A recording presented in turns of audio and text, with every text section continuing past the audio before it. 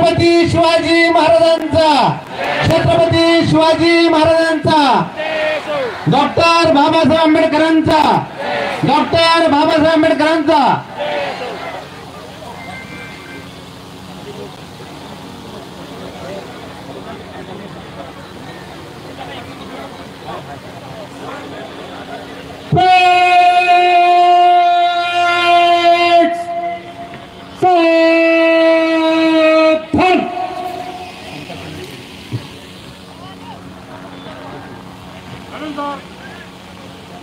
आज की परेड पर 6 ऑफिसर, 18 जवान, टोटल 24 परेड पर हाजिर है।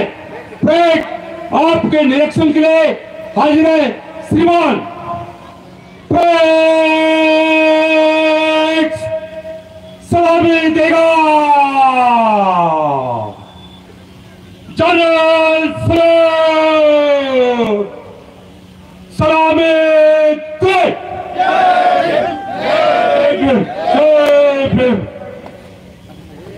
Break down! Break! Raise up!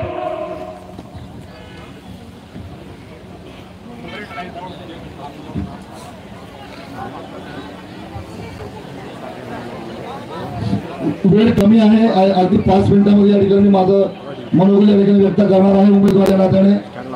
सर्वांनी शांतता ठेवा।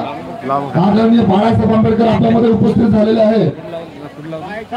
सर्व महापुरुषांच्या विचाराने या ठिकाणी मी विनम्र अभिवादन करतो। सन्माननीय सर्व मंच, या कार्यक्रमाचे मुख्य आकर्षण आदरणीय बाळासाहेब आंबेडकर जे तुमच्यामध्ये उपस्थित झालेले, सर्वांनी जोरदार टाळ्याने साहेबांचे स्वागत करावं। या बुलढाणा मतदारसंघामध्ये ही ऐतिहासिक लढाई,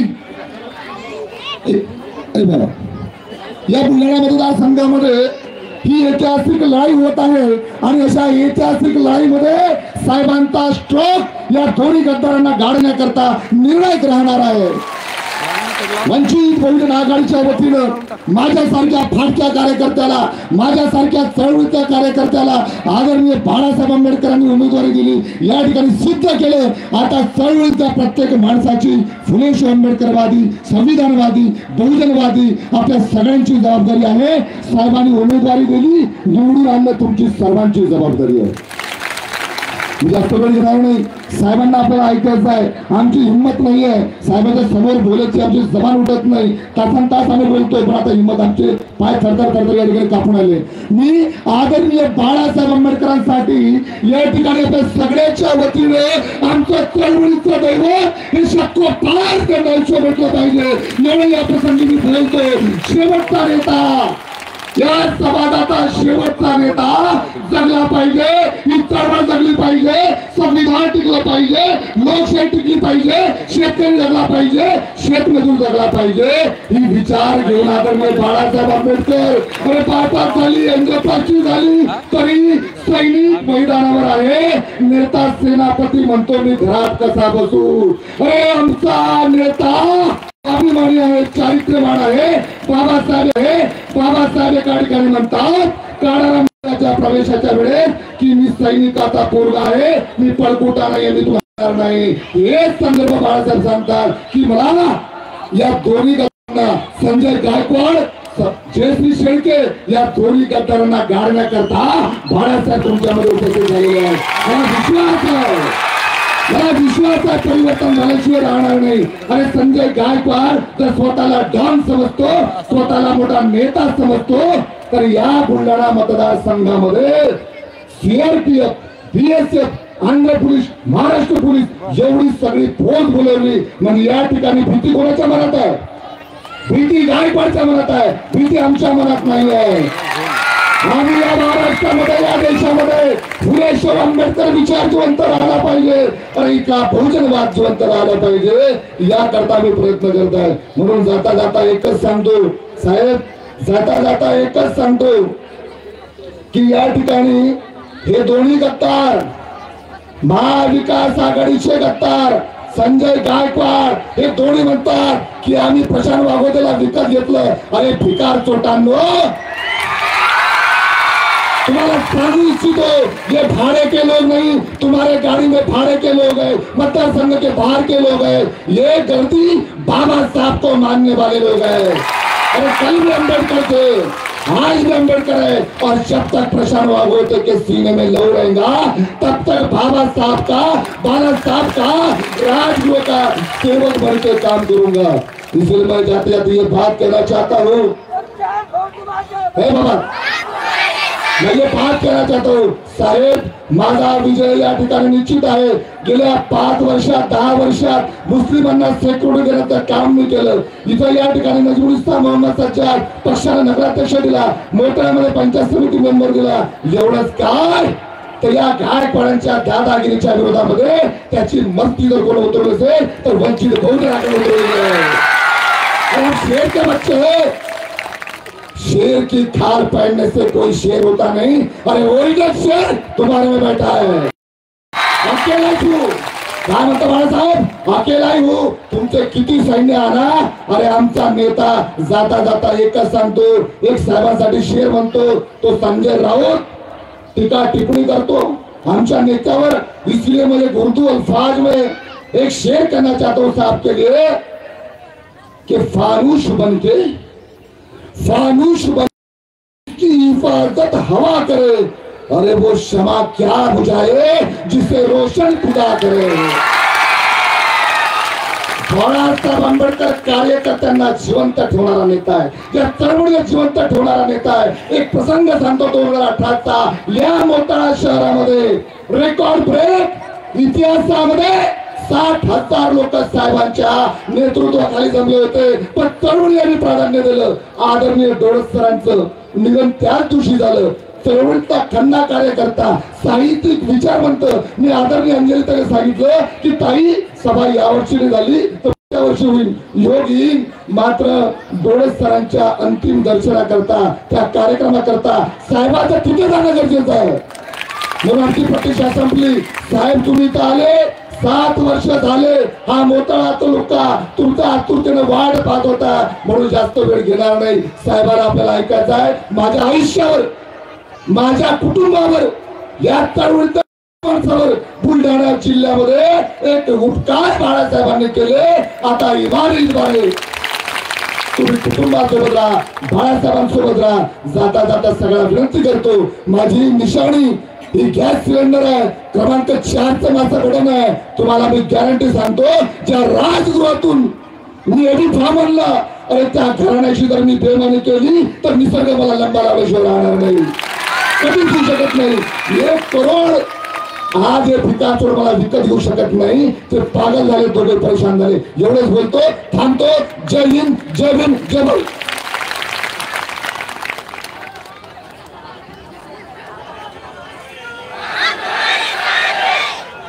यानंतर सत्य ऍडव्होकेट बाळासाहेब आंबेडकर यांची आपण वाट पाहत होतो, असे आपले सर्वांचे श्रद्धास्थान असलेले साहेब आपल्याकडे मार्गदर्शन करणार आहेत।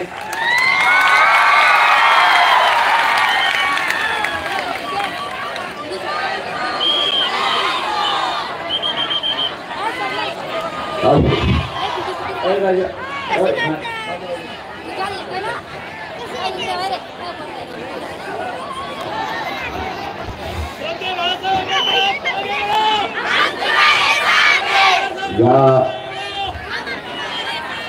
जिल्ह्याचे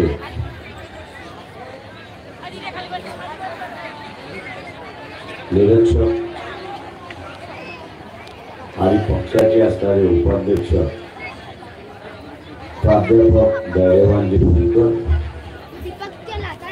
मंचकावरती उपस्थित जुले जाणते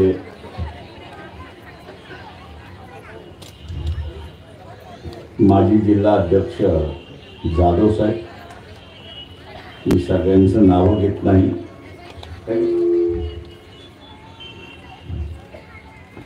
सन्माननीय मंच उपस्थित बंधूंनो आणि भगिनींनो,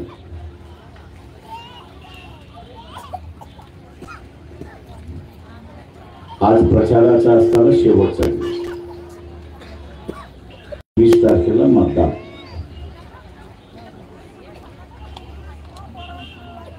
बुलढाणा बुलढाणा मतदारसंघातल्या ओबीसीला माझं असं आव्हान आहे की विधानसभा सुरुवात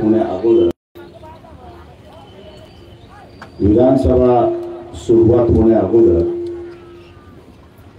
सुप्रीम कोर्टाने असा एक न्याय निर्णय दिला. ओबीसीच्या संदर्भातला असताना निर्णय दिला. आपल्याला माहित असेल की ओबीसीचा आरक्षणाचा प्रश्न हा सुप्रीम कोर्टामध्ये आहे. त्याचा निकाल लागताना सुप्रीम कोर्ट असं म्हणते की अनेक वेळा महाराष्ट्र शासनाला आम्ही आदेश दिले, विनंत्या केल्या की ग्रामपंचायत, पंचायत समिती, जिल्हा परिषद, नगरपालिका, महानगरपालिका या मतदारसंघामध्ये ओबीसीची जनसंख्या किती आहे ती आम्हाला कळवा. आम्ही अनेक वर्ष थांबलो, पण महाराष्ट्र शासनाकडून ती काही आकडेवारी आली नाही आणि म्हणून नाईलाजाने आम्हाला असा निर्णय त्या ठिकाणी द्यावा लागतोय. निर्णय त्यांनी काय दिला की स्थानिक स्वराज्याच्या निवडणुका तुम्ही घेऊ शकता, म्हणजे ग्रामपंचायत घेऊ शकता, जिल्हा परिषद घेऊ शकता, पंचायत समिती घेऊ शकता, नगरपालिका घेऊ शकता, महानगरपालिका घेऊ शकता. पण ओबीसीची प्रत्यक्षात आकडेवारी माहीत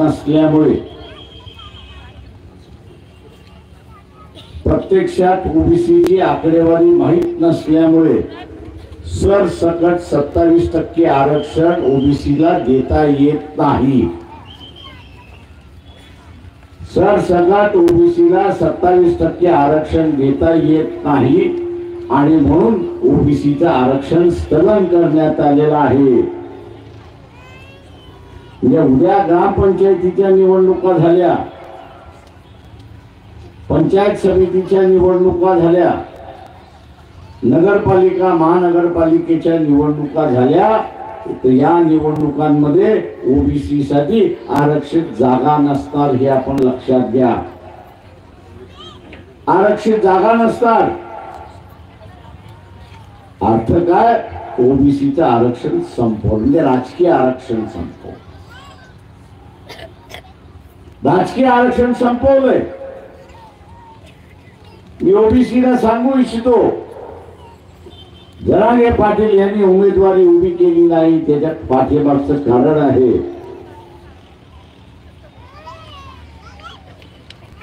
जरांगे पाटलाला शरद पवार असतील, काँग्रेस असेल, बीजेपी असतील, यांनी आश्वासन दिलं की आम्ही ओबीसीला उमेदवारीच देणार नाही. मी या पक्षाला चॅलेंज करतो की तुम्ही किती ओबीसीचे उमेदवार उभे केले ते सांगा. भारतीय जनता पक्षाच्या आघाडीने किती ओबीसीचे उमेदवार उभे केलेत आणि काँग्रेसच्या आघाडीने किती उभे केलेत ते असताना सांगा. ओबीसी बांधवांना आवाहन करतोय की यावेळेस चुकला तर उमच्या आरक्षण गेलं म्हणून समजा. विधानसभा जी नवीन गठीत होईल, विधानसभा जी नवीन गठीत होईल त्या सभेमध्ये ठराव मांडल्या जाणार आहे ओबीसीच्या संदर्भात. आणि ठराव काय मांडला जाणार आहे की ओबीसीची जनगणनेची मागणी आम्ही मान्य केली. ओबीसी वाटेल की आपली मागणी मान्य केली, पण दुसरा ठराव आपण त्या ठिकाणी प्रामुख्याने बघितला. दुसरा ठराव काय येणार की सुप्रीम कोर्ट असं म्हणतंय की टक्केवारी माहीत नसल्यामुळे 27% आरक्षण स्थगित देण्यात आलेलं आहे. त्याच्यामुळे महाराष्ट्रातलं हे विधानसभा सुद्धा सुप्रीम कोर्टाची रिओर्डर शिक्षणामध्ये आणि नोकऱ्यांमधलं जे आरक्षण आहे त्यालाही स्थगिती मिळते. आरक्षण लागू होणार नाही आणि जनगणना झाली किंवा आपण असाला लागू करू अशी असताना परिस्थिती. भारतीय जनता पक्षाने सुप्रीम कोर्टामध्ये एक ऍफिडेव्हिट दाखल केलंय आणि त्या ऍफिडेव्हिट मार्फत त्यांनी असताना सांगितलंय की आम्ही जात निहाय जनगणना करणार नाही आणि करू शकत नाही.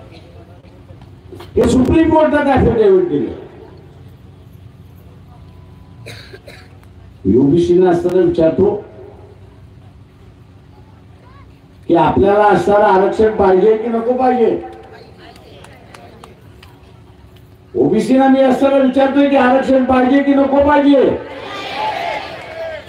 ओबीसीला आरक्षण पाहिजे असेल तर वंचित बहुजन आघाडी हा एकमेव पक्ष आहे की त्यांचं आरक्षण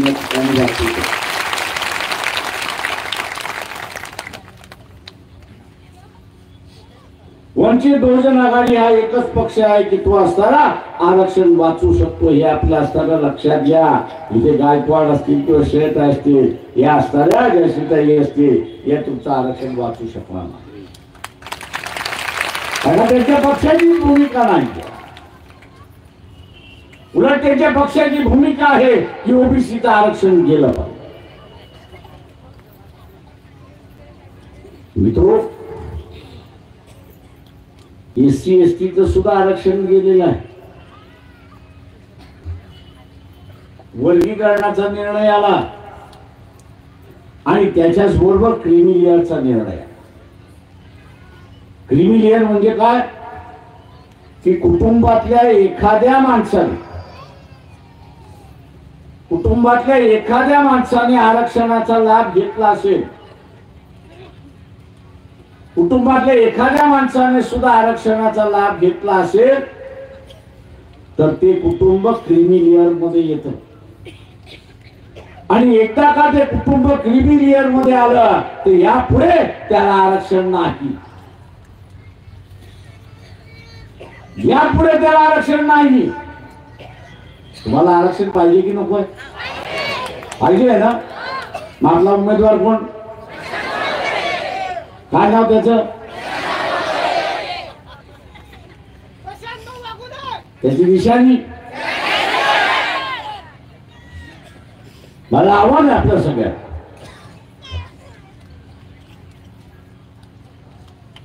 हे गेलेलं आरक्षण आणायचं असेल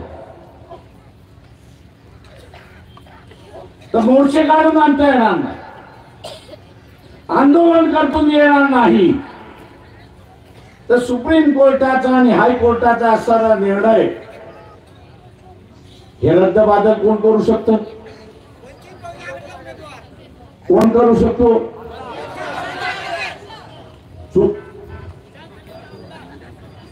विधानसभा आणि लोकसभा, विधानसभा आणि पार्लमेंट हे दोघच सुप्रीम कोर्टाचा आणि हायकोर्टाचा निर्णय रद्द करू शकता. हे लक्षात घ्या. आता त्या विधानसभेमध्ये आपला कोणी नसेल आपण काय रद्द करू शकतो का? मग काय केलं पाहिजे? आपण काय केलं पाहिजे? काय केलं पाहिजे?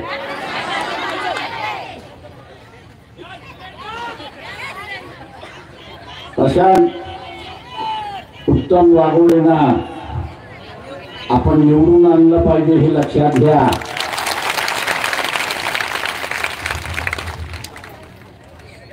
बुलढाण्यातले जेवढे उमेदवार आहेत त्या सगळ्यांना आपण असताना निवडून आणलं पाहिजे. हे लक्षात घ्या. मी सगळ्यांची नावं घेत नाही. चिखलीतला उमेदवार असेल किंवा मेटरच्या असणाऱ्या महिला उमेदवार असतील किंवा सिंदखेड राजामधल्या असणाऱ्या सविताताई मुंडे असतील किंवा मलकापूर मधल्या असणाऱ्या आदरभाई असतील, मुस्लिम समाजाचे आहेत, किंवा खानगाव मध्ये हिवराळे असतील किंवा जळगाव जामोद मध्ये डॉक्टर पाटील असतील. उद्या हे निवडून आणले तर आपल्याकडे एक ताकद येते, विधानसभेची ताकद येते. आणि मग ज्याला कोणाला सरकार करायचं आहे तू निश्चित सरकार कर, पण इथे एक ठराव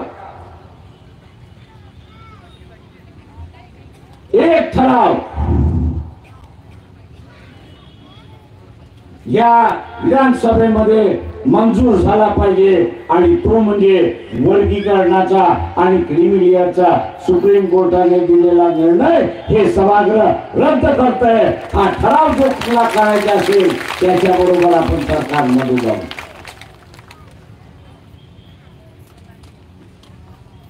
या सगळ्या उमेदवारांना निवडून आणणार नक्की. दारूला बळी पडणार नाही, मतदानाला बळी पडणार नाही, महात्मा गांधीला बळी पडणार नाही. अरे खातो ना तू, कुठं नाही म्हणतोय, एवढे दिवस करत आलास ना.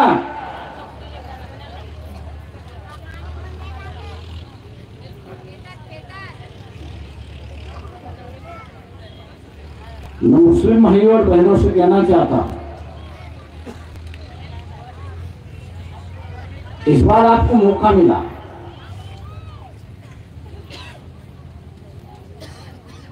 उस मौके को गवा मत दे. मौके बार बार नहीं है. इस बार का चुनाव मुसलमानों ने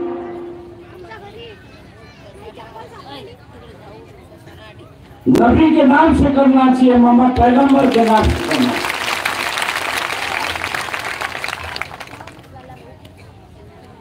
क्योंकि पिछले 5 सालों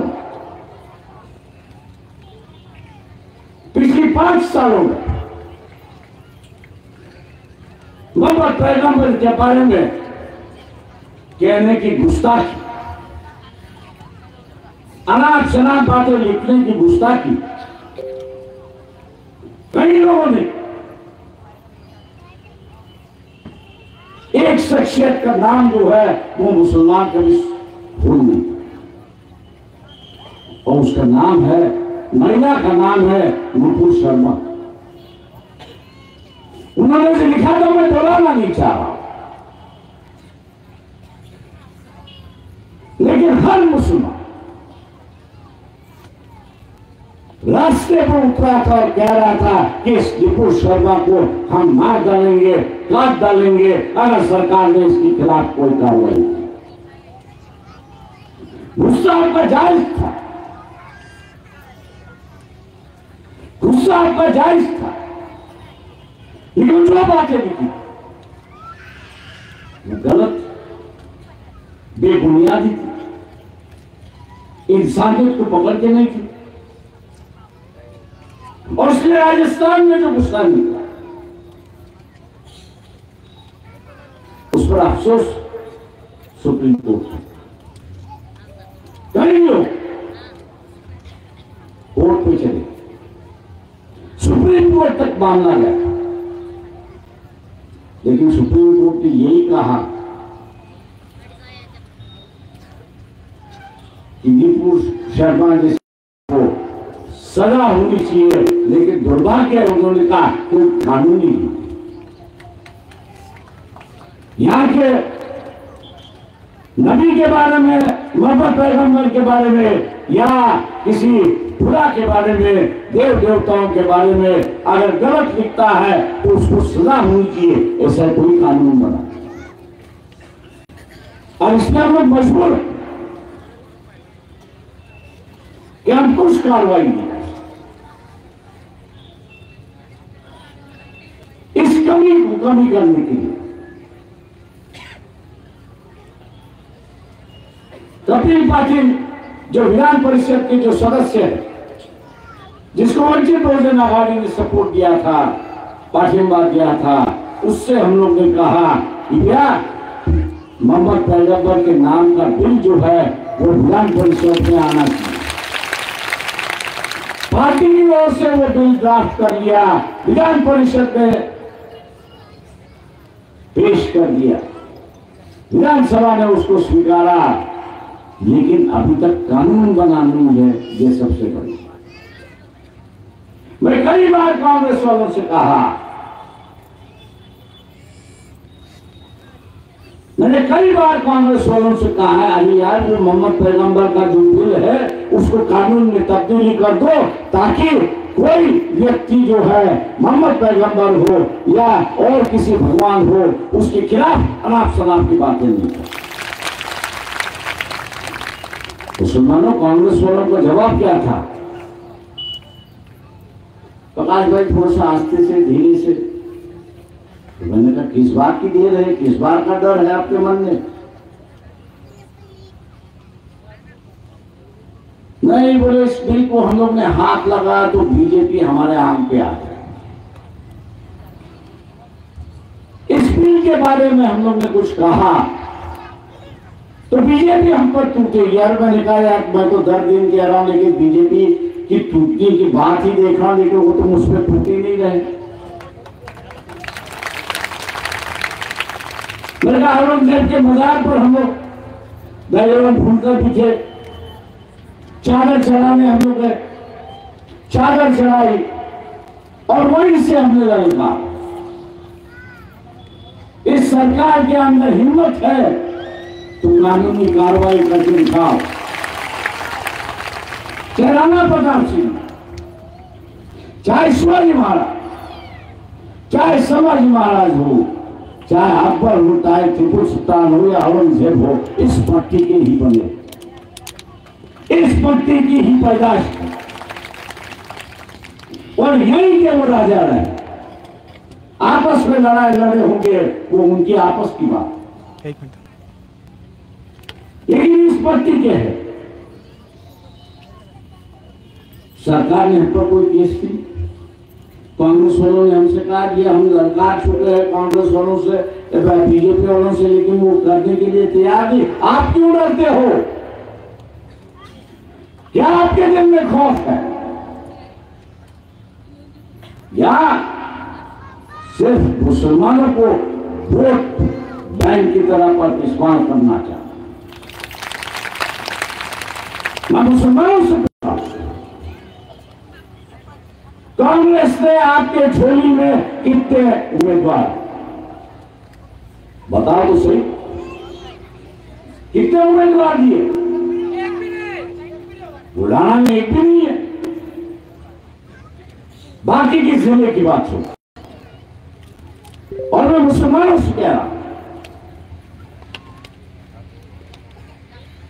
कि हर जिले में वंचित बहुजन आघाड़ी ने एक मुस्लिम कैंडिडेट यहां पर खड़ा किया। मलकापुर में, अकोला में जो है, बालापुर में गिनती करके जा सकती। और इसलिए मैं मुसलमानों से कह रहा हूं,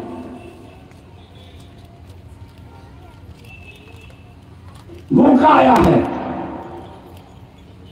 जो बिल हमने विधानसभा में पेश किया था, विधानसभा में जो हमने पेश किया था, अगर प्रशांत वाघोड़े अगर जीत के जाते हैं तो ये बिल कानून बनेगा, इतना याद रखिए। क्या ये आश्वासन आपको कांग्रेस के नुमाइंदे यहां पर, एक लाख शिंदे के उम्मीदवार की तो बात ही छोड़ो, वो बीजेपी के साथ। मैं आज मुस्लिम समुदाय से अपील करता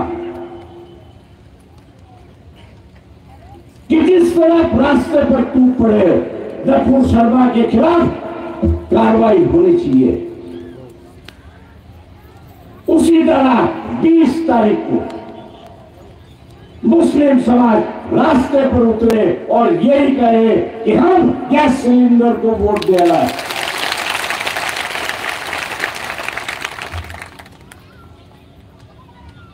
गैस सिलेंडर को ही वोट दे। और क्यों दे रहे हैं? कि नबी की गुस्ताखी दोबारा कोई ना, मोहम्मद पैगंबर की गुस्ताखी कौन ना करे, और जो कोई कर रहा है उसको कानूनी कार्रवाई होकर 7 साल की सजा वापस होगी। मैं उम्मीद करता हूं मुस्लिम भाइयों से, बहनों से कि कांग्रेस के आपके झोली में कुछ नहीं, लेकिन वंचित बहुजन आघाड़ी आपके झोली में मोहम्मद पैगंबर का बिल लेके आई है और यही आपसे आग्रह कर रही है कि प्रशांत वाघोड़े को आप जीत लाइए। जो बिल है वो कानून में तब्दीली होगी और इसके बाद कोई भी नबी के बारे में या मोहम्मद पैगंबर के बारे में अनाप शराब बात नहीं कर पाएगा। क्या आप इसके लिए तैयार? मुसलमान मैं आपसे कह रहा हूं, क्या आप इसके लिए तैयार? सिर्फ वाघोड़े के नहीं, बुलढाना जिले के सभी वंचित बहुजन आघाड़ी के उम्मीदवार अगर जीत जाते हैं तो ये बिल, कानूनी बिल जो है वो मंजूर होगा और फिर कोई गुस्ताखी नहीं कर पाएगा। इन्हीं लफ्जों के साथ मैं आपसे रजा लेता हूं। नमस्कार, जय भीम, खुदा हाफिज।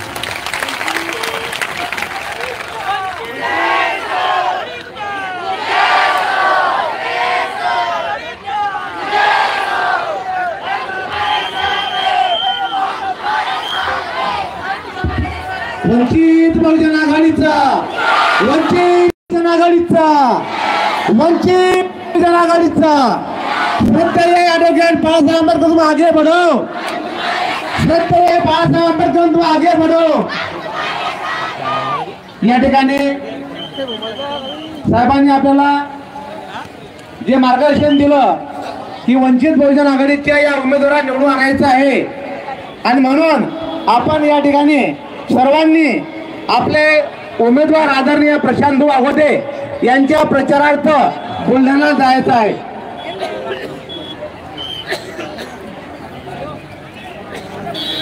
या ठिकाणी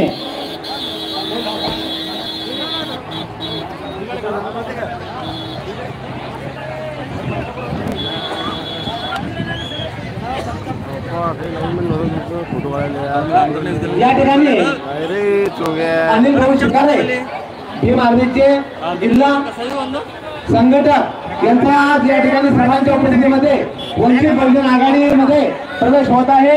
या ठिकाणी तालुका कार्यकारिणी त्यांच्या ठिकाणी मोठीतील स्वागत करत आहे। अनिल शिकारे जिल्हा संघटक सर्वांना माझी विनंती आहे, साहेबांनी सांगितल्याप्रमाणे जर आपल्याला आपल्या उमेदवाराला निवडून आणायचं असेल तर आपल्याला पिटावं लागेल आणि म्हणून घरी कोणी जाऊ नका। बुलढाणा येथे प्रचारार्थ आपल्याला जायचं आहे भाऊसोबत। आदरणीय प्रशांत वाघोटे यांच्या प्रचार रॅलीमध्ये आपल्याला जायचं आहे। सर्वांनी नोंद घ्यायची आहे। आयुष्यमानी